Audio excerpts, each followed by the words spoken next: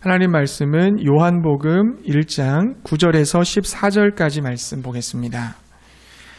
요한복음 1장 9절에서 14절까지 말씀, 신약 142페이지에 있습니다. 우리 함께 하나님의 말씀을 읽겠습니다.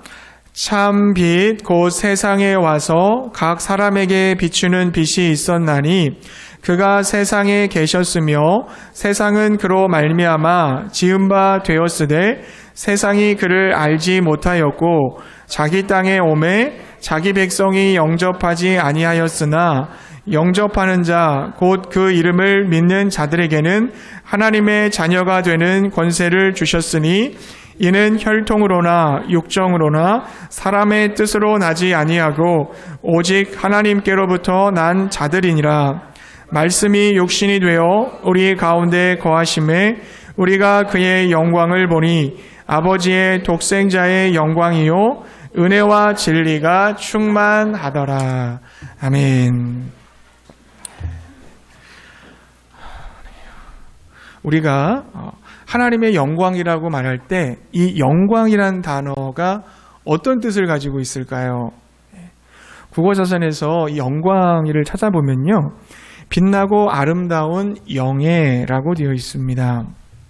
즉 사물이나 인간의 뛰어난 것, 빛나는 것, 이런 것을 말할 때 영광이라고 한다는 것입니다.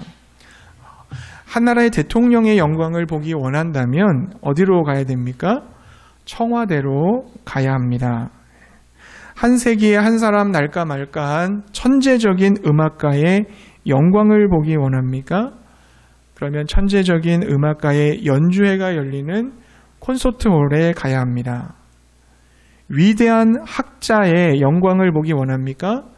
대학 강의실에 가서 그 학자의 이론이나 여러 가지 자료들을 인용하면서 가르치고 배우는 그 분위기를 보면 탁월한 학자의 영광이 어떤 것인지를 알 수 있습니다. 그러면 하나님의 영광을 보려면 어디로 가야 됩니까? 하나님의 능력과 하나님의 성품을 보려면 누구에게로 가야 되는 것입니까? 전지전능하시며 무소부지하시며 신실하시며 사랑이시며 오래 참으시는 거룩하신 하나님을 경험하려면 어떻게 해야 됩니까? 예수 그리스도께로 나가야 되는 줄 믿습니다. 여러분 14절의 말씀을 함께 다시 읽어볼게요. 요한복음 1장 14절의 말씀 함께 읽겠습니다. 말씀이 육신이 되어 우리 가운데 거하심에 우리가 그의 영광을 보니 아버지의 독생자의 영광이요 은혜와 진리가 충만하더라. 아멘. 여기서 말씀은 헬라어로 로고스라고 되어 있습니다. 로고스는 사도 요한이 살던 헬라 문화권에서 그냥 일반적인 신을 뜻하는 말로 사용되었어요. 그들은 로고스를 온 우주를 통제하는 하나님의 능력이자 사람들의 생각을 지배하는 하나의 초월적인 존재로 믿고 있었던 것입니다. 사도 요한은 당시 사람들이 막연하게 믿고 있었던 그 신, 하나님이 바로 예수님임을 증거하려 했던 것입니다. 정리하면 하나님이 인간과 같은 연약한 몸을 입고 우리 가운데 찾아오셨는데 그가 바로 예수님이며 예수님은 하나님의 영광을 드러내고 있다는 것입니다. 그러므로 하나님을 보기 원하십니까? 하나님을 알기 원하십니까?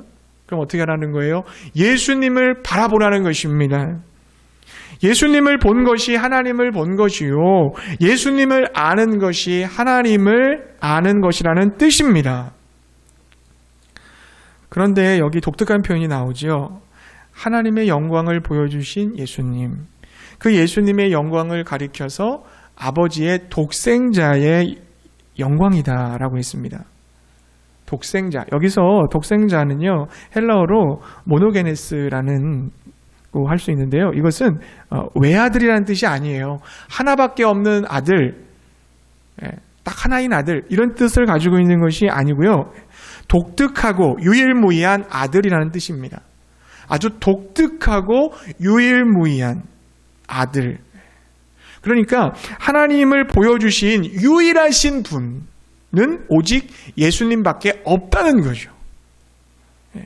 예수님의 위치를 그 누구도 대신할 수는 없다는 겁니다. 그 어떤 사람, 그 어떤 누구도 예수님의 그 위치, 완전하게 하나님을 계시하신 예수님을 대체할 수는 없다. 유일하신 분이다. 하나님을 보여주신 유일하신 분이다. 예수님은 하나님과 대등하신 분이고요.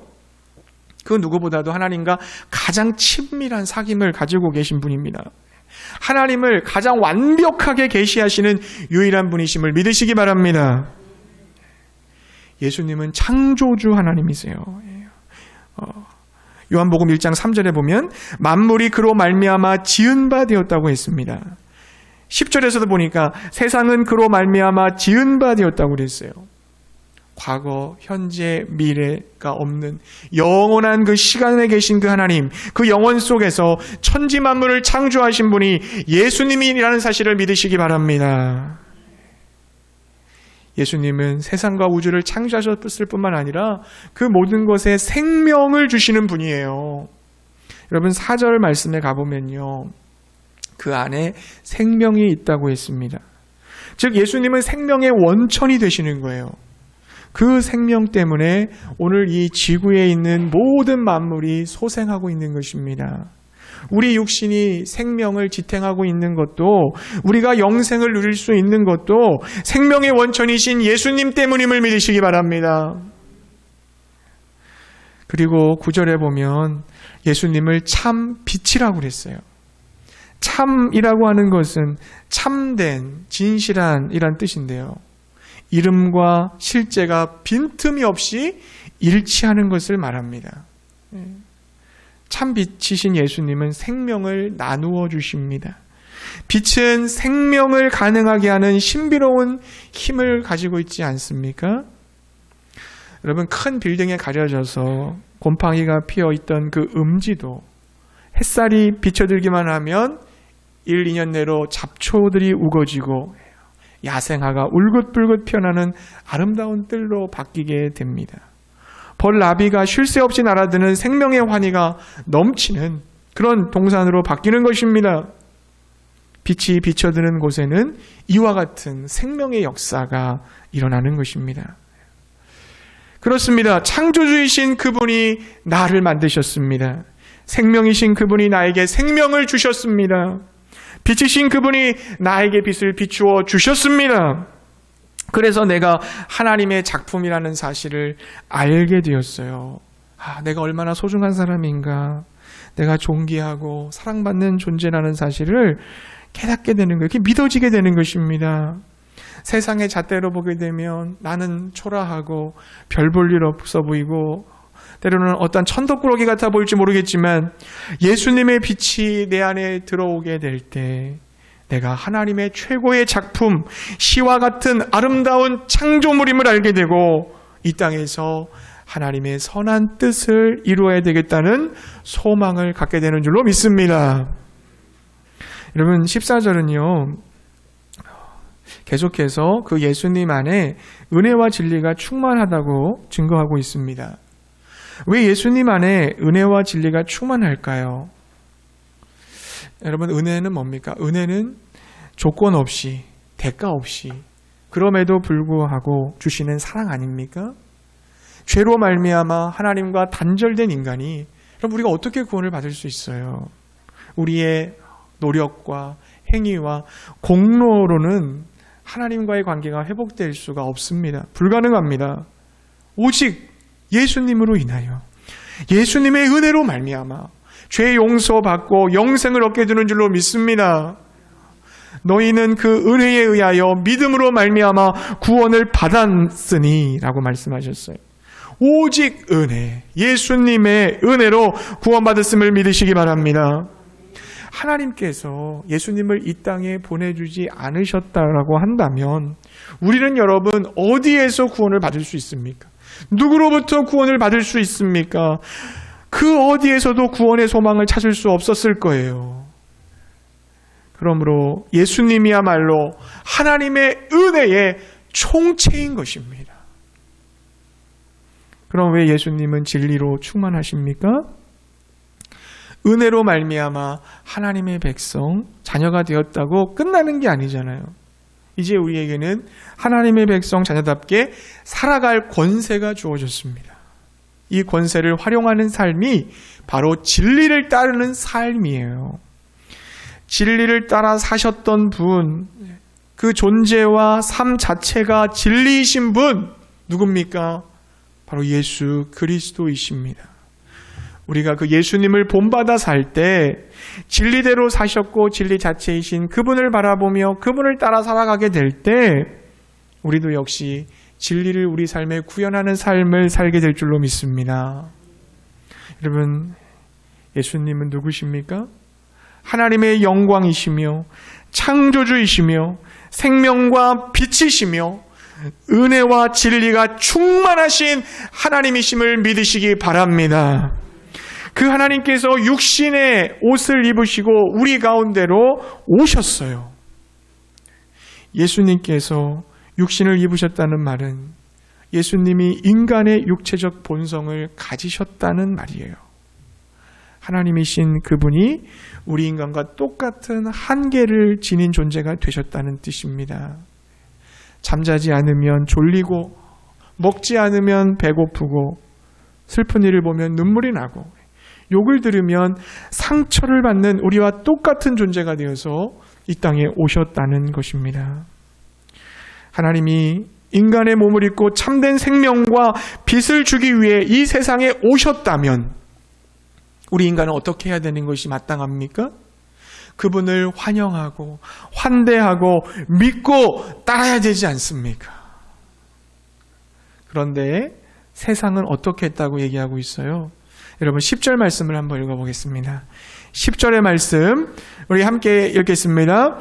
그가 세상에 계셨으며 세상은 그로 말미암아 지은 바 되었으되 세상은 그를 알지 못하였고. 아멘.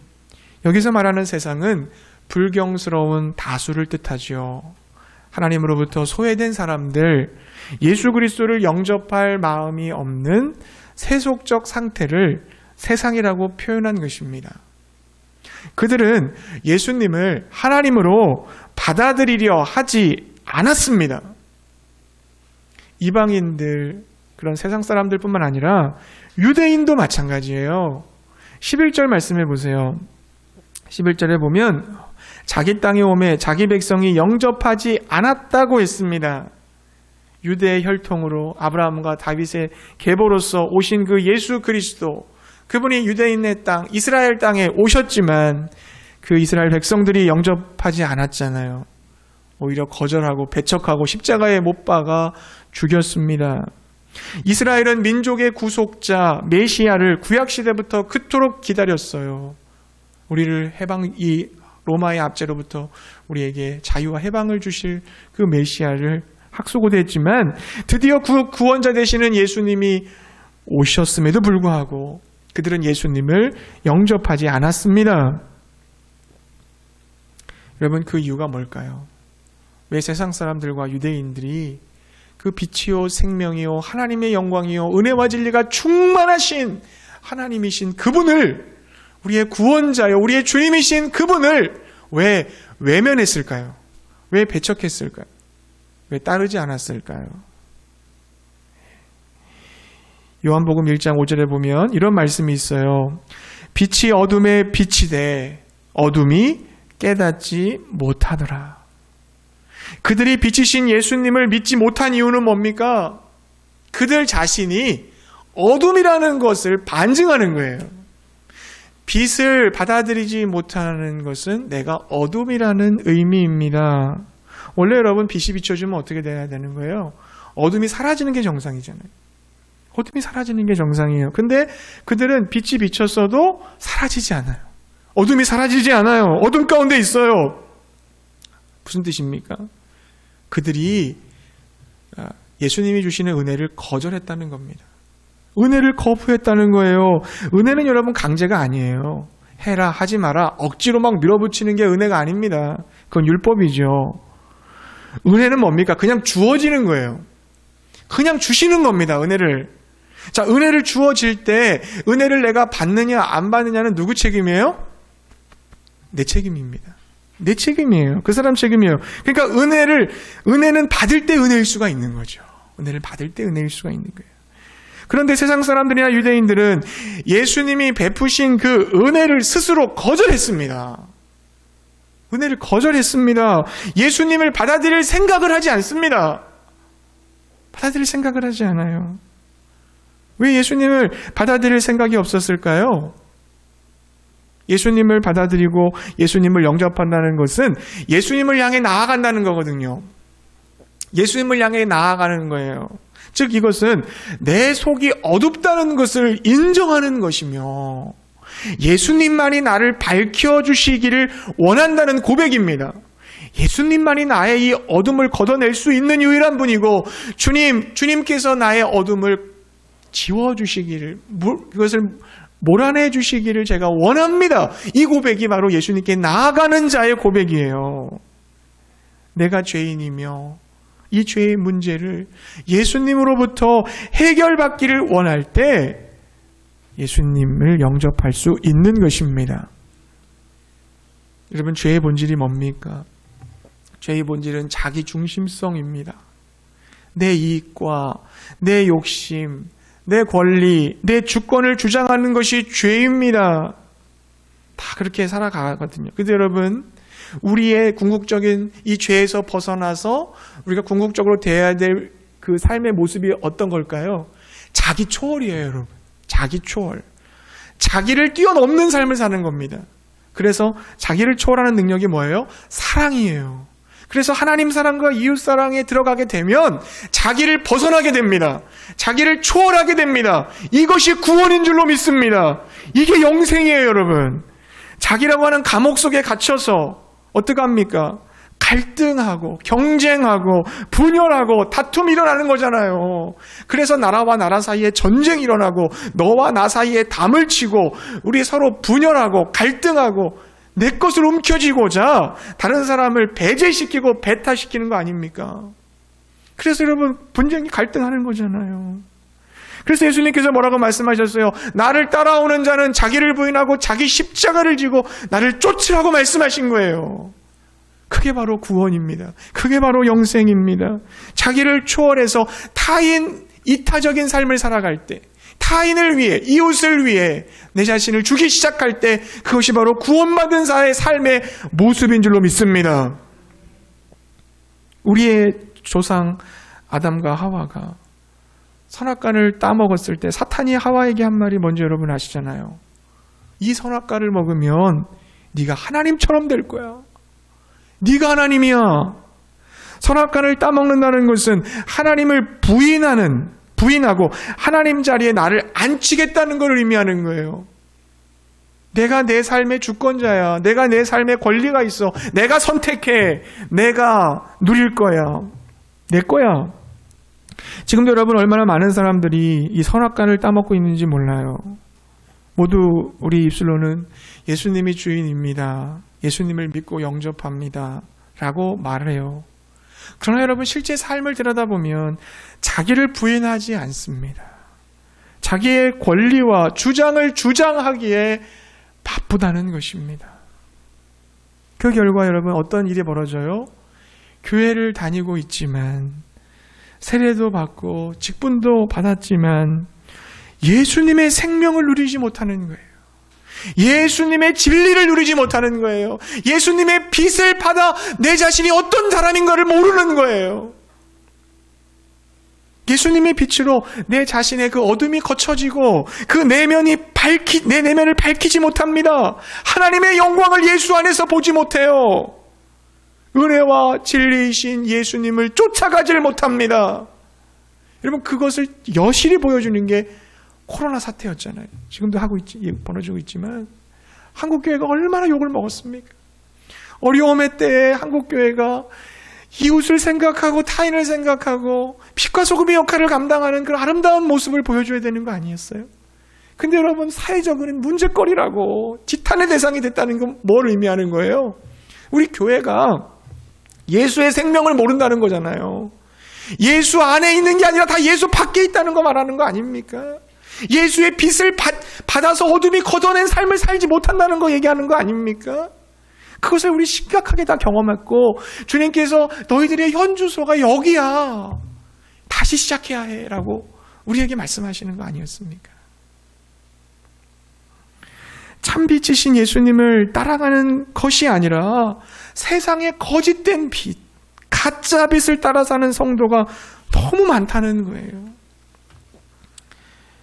여러분 바닷가에 그 오징어 잡이 배들 보신 적이 있어요? 오징어 잡이 배들을 보게 되면 여러분 환하게 불을 켜놓잖아요. 열심히 조업하는 모습을 볼 수 있습니다. 그 배에 밝힌 불을 집어등이라고 그래요. 집어등이라는 것은 인공 조명으로 물고기를 모으는 거예요. 그 오징어들이 그 불빛을 보고 몰려들어요. 근데 여러분 그 불빛은 오징어를 살리기 위한 불빛입니까? 오징어를 잡기 위한 불빛입니까?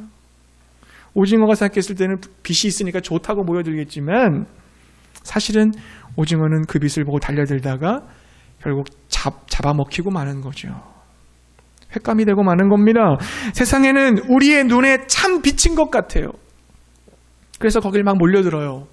하지만 결국 우리를 파멸로 이끄는 거짓 빛이 너무나 많습니다. 사람을 살리는 빛 같지만 결국 사람을 죽이고 이용하고 부자유하게 하고 멸망시키는 빛이 너무나 많아요. 그러나 여러분 예수님을 배척하고 예수님께 나오지 않는 사람만 있는 건 아니에요. 예수님께 나오는 사람도 있었습니다. 예수님께 나오는 사람이 있었어요. 여러분 우리 12절의 말씀 한번 읽어볼게요. 자, 12절의 말씀 함께 읽어보겠습니다. 12절 같이 읽습니다. 영접하는 자 곧 그 이름을 믿는 자들에게는 하나님의 자녀가 되는 권세를 주셨으니 아멘. 영접하는 자 곧 예수님을 믿는 자들에게는 하나님의 자녀가 되는 권세를 주시겠다고 약속하셨습니다. 하나님의 자녀가 가진 권세는 뭐예요? 하나님이 가진 그 모든 것을 상속받는 거죠. 상속받는 것뿐만 아니라 여러분 얼마나 신나는 일입니까? 하나님 아버지가 가진 모든 것이 다 내 거예요. 이것을 나만 쓰는 것이 아니라 이웃과 함께 나누기 위해 주신 거죠. 선하게 쓰라고 주신 거죠. 하나님과 함께 피조세계를 영원히 선하게 다스리는 권세입니다. 아, 난 하나님의 자녀야. 넌 하나님의 자녀 아니지? 이렇게 하라는 권세가 아니에요. 나는 이런 특권이 있어. 너희는 이런 특권 없지? 이건 은혜 받은 자의 모습이 아닙니다. 은혜 받은 사람은 내가 하나님의 자녀인데 너도 하나님의 자녀가 될 수 있어. 이렇게 말해주는 게 은혜 받은 사람 모습이에요. 내가 있는 이 은혜를 너에게도 나눠주고 싶어. 이게 사랑이 있고 은혜 받는 사람의 모습이에요. 나누고 섬기는 거죠. 또한 하나님의 자녀로서 살아갈 수 있는 능력을 갖게 되는 권세가 있는 거예요.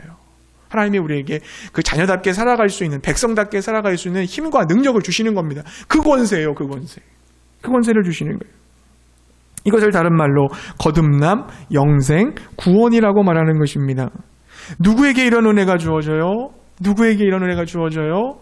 예수님을 믿고 예수님을 영접한 사람. 예수님을 믿고 영접했다는 것은 예수님께 나의 모든 것들을 맡기는 거예요, 여러분. 맡기는 겁니다, 예수님께. 전 인격적인 반응이에요. 단순히 머리로 예수님이 하나님이야 라는 것을 인정하는 게 아니라 나의 전인격이 담긴 반응으로 나타나야 되는 거예요, 여러분. 전인격이 담긴 반응. 그게 믿음입니다. 그게 믿음이에요. 그 전인격적인 반응의 한 가지가 뭡니까? 예수님과 인격적인 교제가 일어나게 되는 거예요. 여러분, 예수님을 사랑하게 되면 어떻습니까? 사랑의 특징이 뭡니까? 우리를 가까이 하게 되는 거예요, 여러분. 미움의 특징이 뭡니까? 우리를 분열시키는 거예요. 사단은 우리를 자꾸 분열시켜요. 나눕니다. 너는 이렇고 너는 이렇고 다 나눠. 근데 하나님은 어떻습니까? 사랑으로 다 끌어안으시는 거예요. 가까이. 모든 벽과 담을 허무시고 우리는 예수 안에서 하나야. 인종차별을 뛰어넘고 남녀를 뛰어넘고 나이를 뛰어넘고 높고 낮음을 뛰어넘고 학벌을 모든 걸 다 초월해서 예수 안에서 사랑으로 가까워지는 것. 이게 바로 구원입니다. 바로 믿음을 경험한 사람의 모습이에요. 여러분, 우리가 주님을 영접하고 믿어서 우리 안에 주님을 향한 사랑이 생긴다 그러면 어떤 인격적인 반응이 일어나게 되는 거예요? 당연히 주님과 가까워지고 싶은 거죠. 주님을 더 가까이 하고 싶은 겁니다. 사람들과의 관계에서도 그렇잖아요, 여러분. 진지한 교제는 더 알고 싶어하는 갈증을 일으키잖아요. 저 사람과 내가 더 가까워지고 싶다 그러면 어떻습니까? 그 사람 계속 만나고 싶은 거잖아요. 그렇지 않아요, 여러분? 가족들 생각해 보세요. 사랑하니까, 그를 알고 싶으니까 만나고 싶잖아요. 함께하고 싶잖아요. 떡을 떼고 싶잖아요. 그런 거 똑같은 거예요. 우리가 하나님을 아버지로 믿고 예수님을 나의 주님으로 믿었다 그러면 당연히 더 알고 싶어 하는 겁니다. 더 가까이 하고 싶은 겁니다. 여러분, 은혜와 진리가 충만하신 예수님을 알고 교제하는 것이라면 여러분 말할 것이 없겠죠. 이런 찬송가 기억하세요? 내 평생의 소원, 내 평생의 소원. 대속해 주신 사랑을 간절히 알기 원하네. 내 평생의 소원, 대속해 주신 사랑을 간절히 알기 원하네.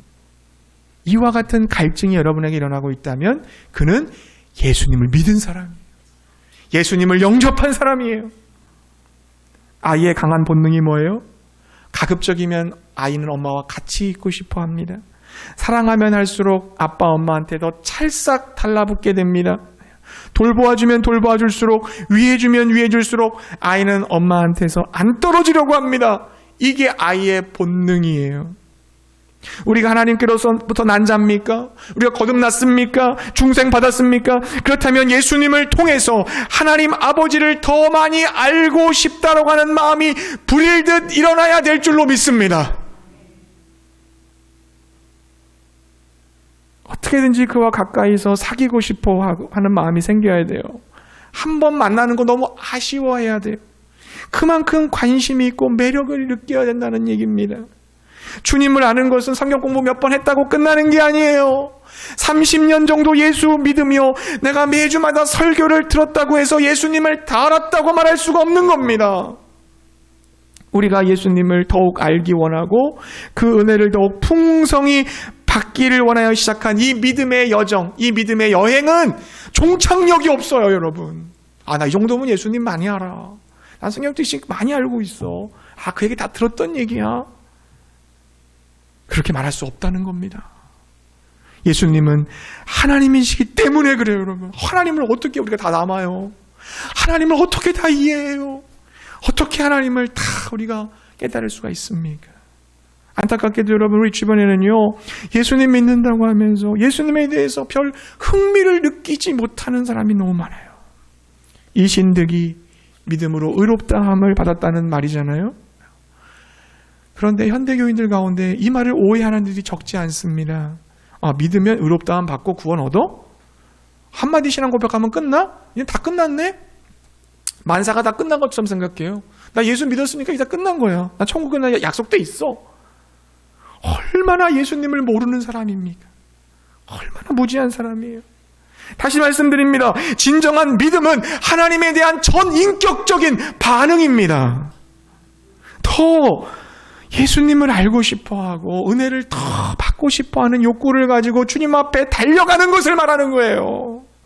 믿음으로 구원 얻는 것은 사실이에요. 그러나 진정 우리가 예수님을 하나님으로 믿는다면 이제부터 어떻게 해요? 허리띠를 동여 매고 등불을 들고 예수님을 알기 위해서 새로운 여행을 시작해야 된다는 것을 믿으시기 바랍니다.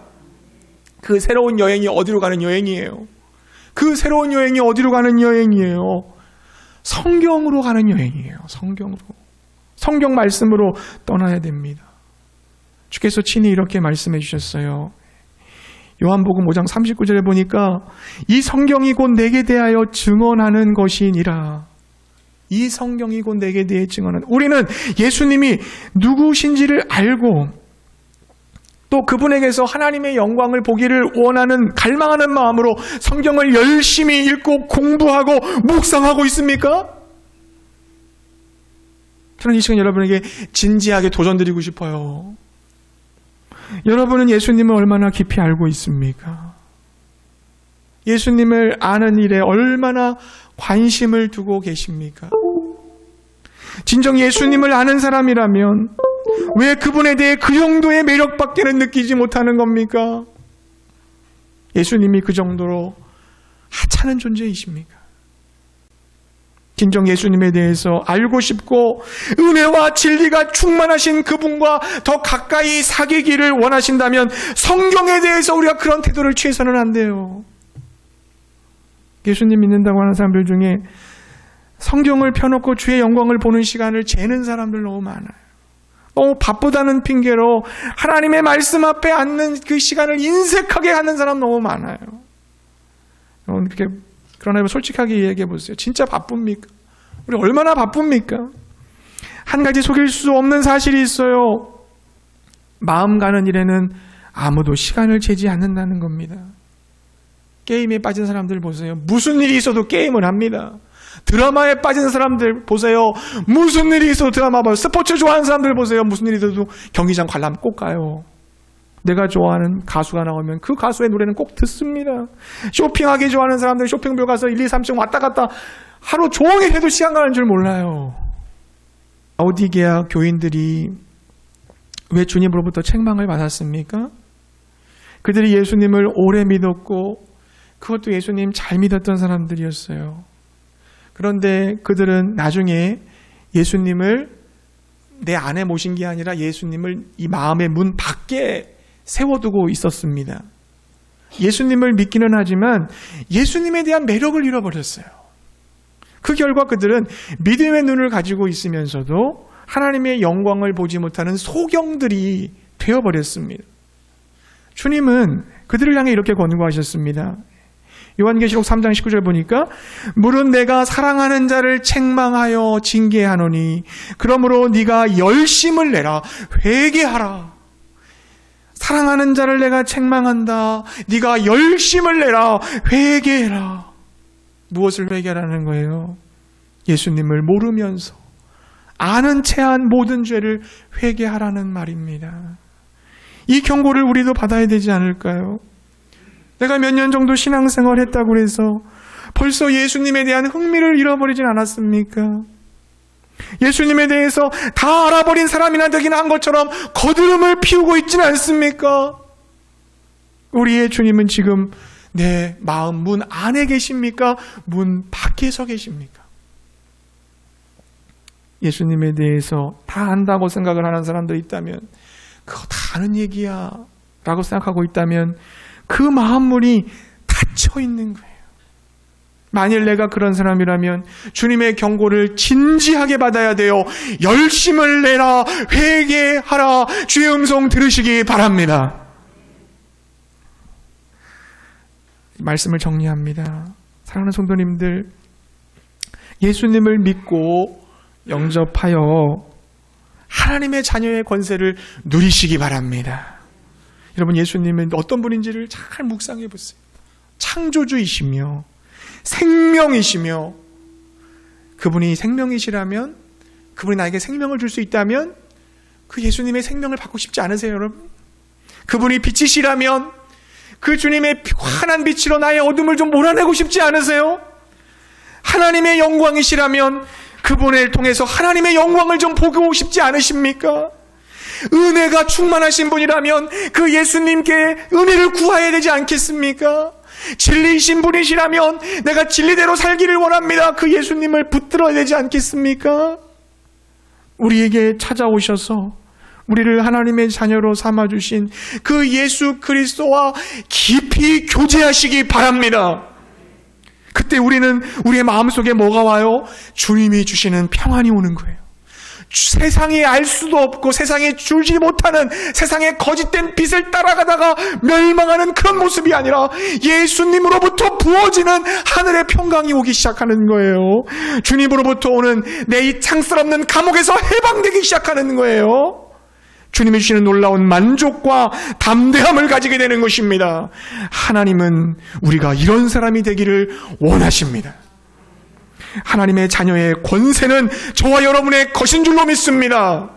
이 풍성한 은혜와 진리의 세계 속에 거하는 우리 모두가 되시기를 주님의 이름으로 축복합니다.